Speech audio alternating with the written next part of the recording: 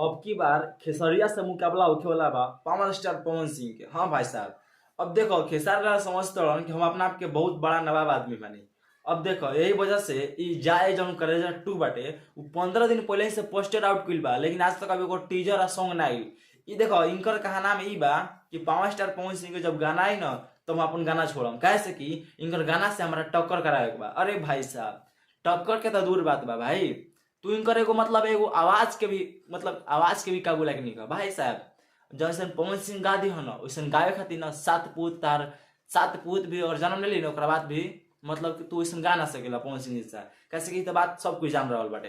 वैसे आपको बता देते कि जाए करे जौन 2 गाना वाला रहे, अभी तक गाना कितना कोनो था ठिकाना कोनो पता नहीं के, लेकिन कहल जाता ही कि 14 फरवरी की इनकर गाना के मतलब टीजर चाहे गाना भी आ सकेला, कोनो मतलब कि एकर पता आता नहीं खे ऐसे बतलाव जाता।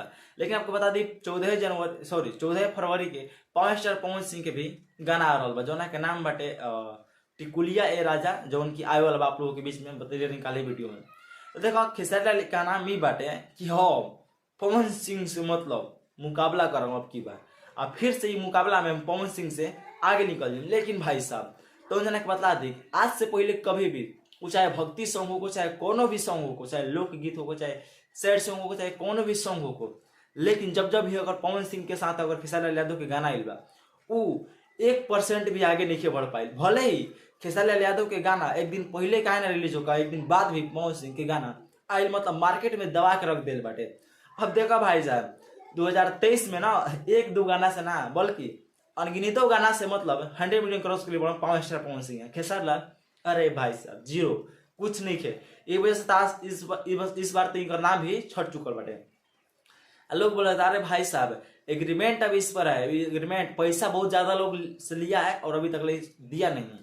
और देखिए भाई ऐसा आदमी तो मुझे बहुत ही कचरा लगता है भाई साहब, पैसा किसी को खा जाना और उसको मेहनत का फल उसको ना देना।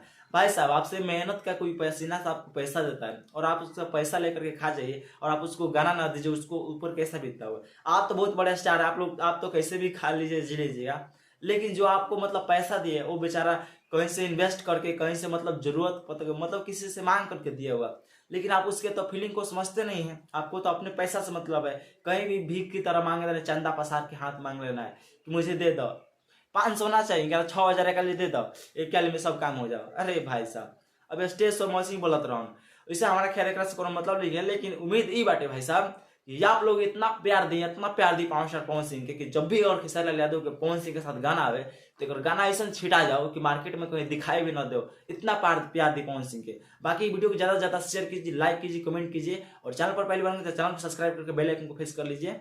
बाकी मिलते हैं एक वीडियो से, तब तक के लिए best of luck, tata bye bye, take care, धन्यवाद।